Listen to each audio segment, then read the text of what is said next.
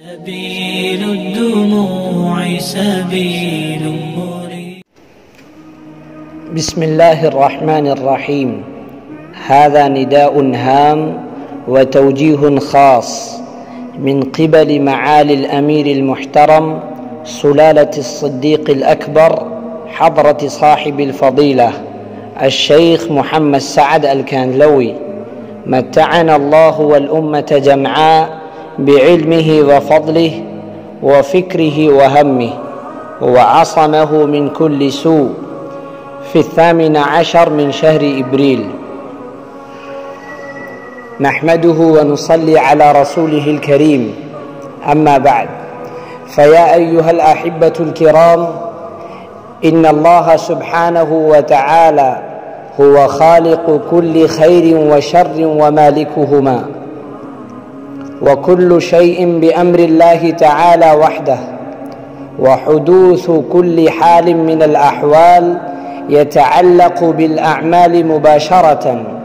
وفي هذا الوقت أصيب العالم كله بوباء، ومن الأمر اليقيني أن هذا الوباء صورة معكوسة لأعمالنا السيئة، فإذا يبعد العبد عن صانعه يبتليه صانعه سبحانه وتعالى بالمشكلات والأحوال ليقربه إليه.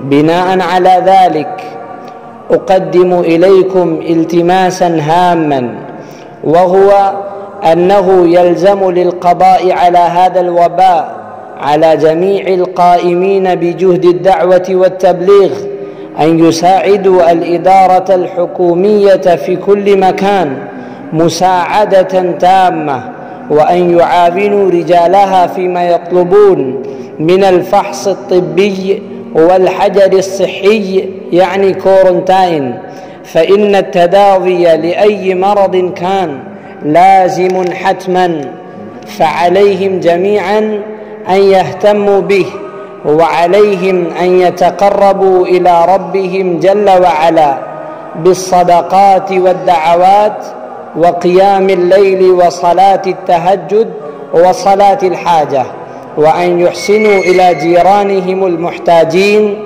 وأن يعينوهم حسب مستطاعهم.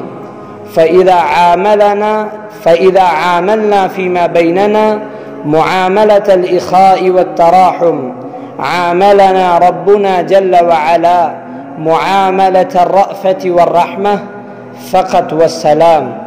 العبد محمد سعد.